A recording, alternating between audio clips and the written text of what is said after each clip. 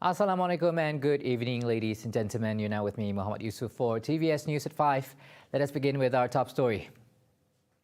Deputy Premier Dato' Amar Awang Tengah Ali Hassan has called upon airline and transport operators to reduce their fares in the run-up towards the 15th general election.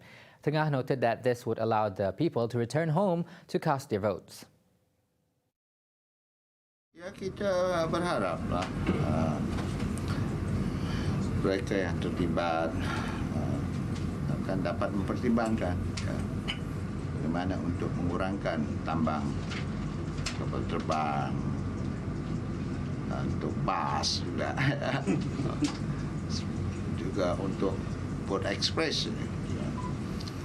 Jadi ini merupakan satu yang penting supaya mereka ini boleh kembali ke kawasan masing-masing untuk hari pengundian itu. Awang said this in response to the high price of domestic flights in Sarawak. A sudden surge in flight tickets were reported following the announcement of polling dates by the Election Commission. Gabungan Parti Sarawak GPS could expedite Sarawak's development progress by having its representative as Malaysia's number 2 leader, cementing the coalition's leadership capabilities and credentials in governance. That's according to political analyst Dr. Awang Azman Awang Pawi. GPS mempunyai kelebihan apabila mereka menguasai kerajaan, menguasai parti dan menguasai natif rakyat. Jadi mereka lebih memahami apa isu-isu setempat yang perlu diselesaikan. Jadi dalam konteks ini, supaya suasana politik lebih harmoni, semua pihak, tak kira pembangkang ataupun kerajaan, kena bersama-sama untuk memastikan agenda pembangunan negeri Sarawak itu dapat dijalankan dengan lebih baik lagi. Kerana kelebihan kepada GPS yang menguasai jentera, yang menguasai perkara hingga ke aspek akar umbi rakyat di negeri Sarawak. Hence, such an appointment could act as the catalyst for both Bornean State's growth and development. Additionally, he said the position of Deputy Prime Minister from Sabah and Sarawak would be able to give the people of both states recognition as a region being on par with the federal territory through the appointment. For the record, GPS sets a target to win all 31 parliamentary seats in the upcoming 15th general election. Students who have received tablets through the Perantisiswa initiative are advised not to sell them off. According to the caretaker Senior Minister of Works, Datuk Sri FADILLAH Yusof, the tablet was meant to provide technological assistance for students to learn in a more digital-centric environment. Any individuals who are involved in the trading of the gadget will face serious consequences. Seperti mana saya katakan ucapan tadi, kalau mengikut statement daripada Menteri Komunikasi, sebenarnya mereka dapat memantau daripada 14 kejadian yang menjual, mereka akan dapat memantau pergerakan peranti tersebut. Maknanya apa kegunaan mereka dan juga kalau dijual, ianya akan dapat dikesan. Malahan konektiviti untuk peranti tersebut akan dapat dikawal secara remote. Jadi ini lebih pada langkah pencegahan berbanding dengan mengambil tindakan, saya kira lah. Fadillah told the press after gracing the distribution of 1,400 Perantisiswa Keluarga Malaysia tablets at University Malaysia Sarawak on Wednesday, October 26. Previously, the Ministry of Communication and Multimedia, KCOM, reported 14 instances of the Perantisiswa gadget being sold across the country. The case is currently being monitored closely by the Ministry of Domestic Trade and Consumer Affairs.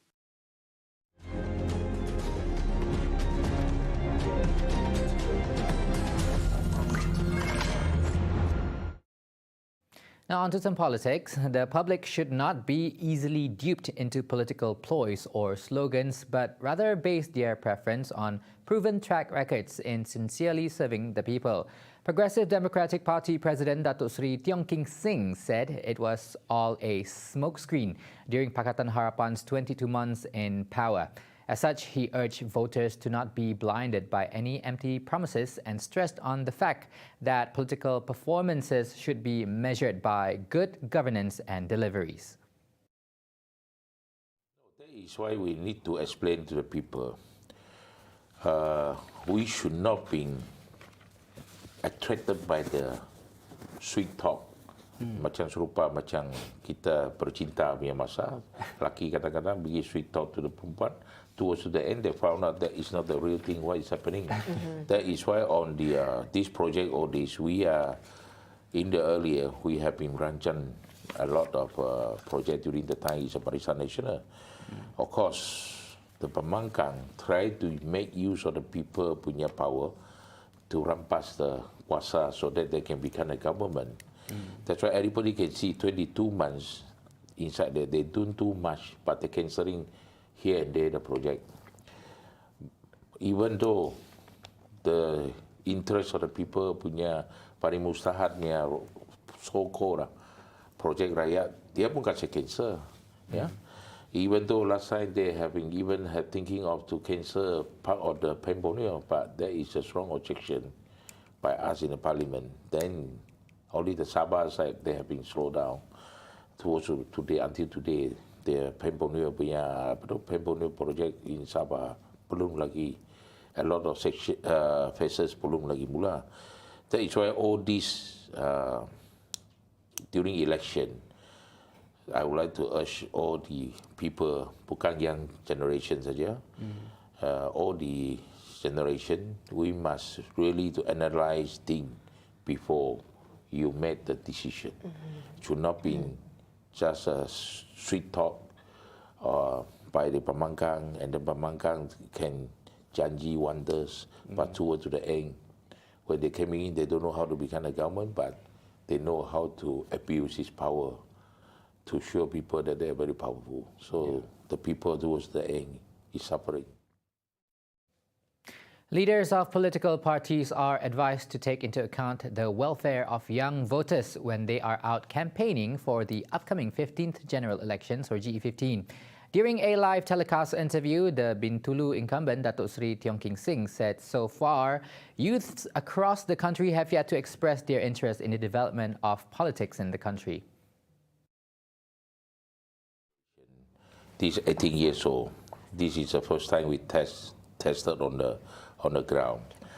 A lot of what you have been mentioned, a lot of people they are still not interested on this voting or this and that. Then we might move forward to have more engagement with them, and then let them to understand why you need to vote. One of the ways to inculcate political interest amongst youth, added Tiong, is by educating them on the importance of practicing their rights in choosing the governing authority of the day.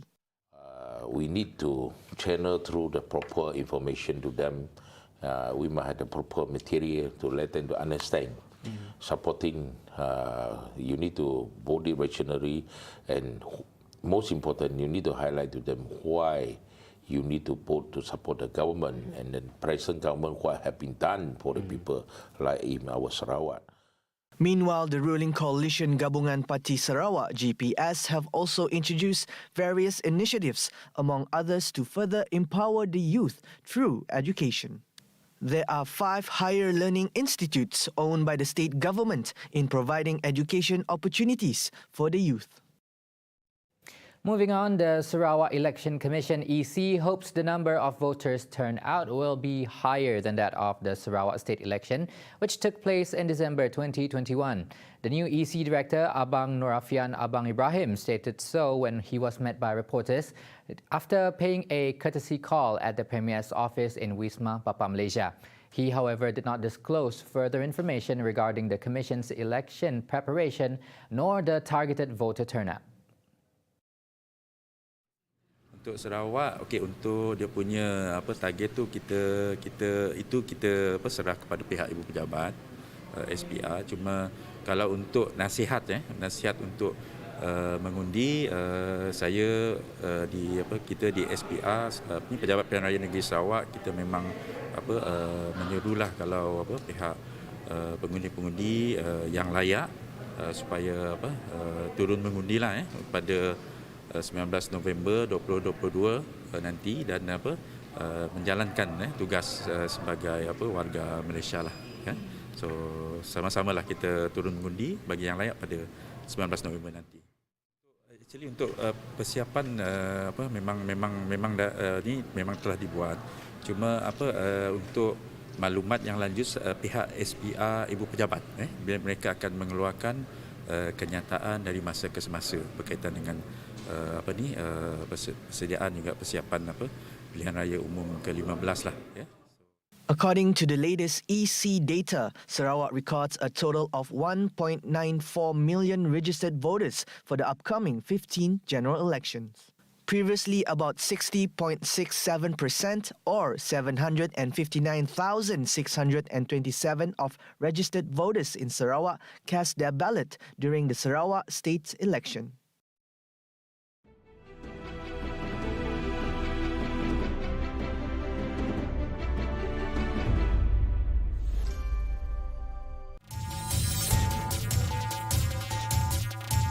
Membawakan perkembangan terkini pilihan raya umum Malaysia ke-15. Kupasan dan analisis isu semasa bersama pakar tempatan. Menampilkan tetamu jemputan dalam industri. Mengangkat aspirasi rakyat, suara anda kami dengar. Perbincangan kami bawakan hingga malam penentuan siapakah yang bakal dipilih Mentadbir Negara.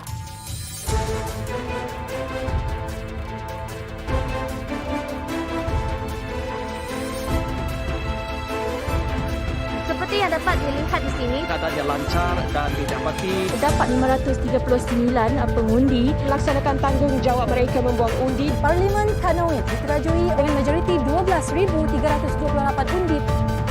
Bersama kami dalam Malaysia Decides hanya di TVS.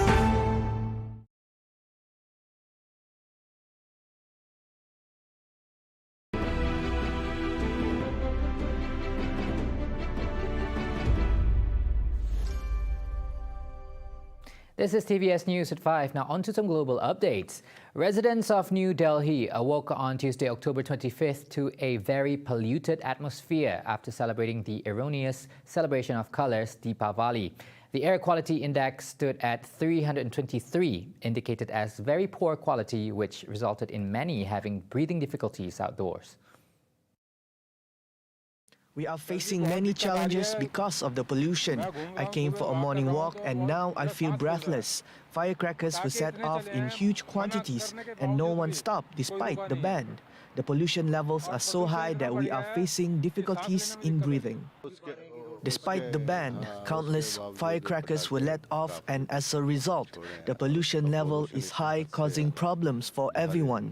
We face difficulties in breathing when we step outdoors.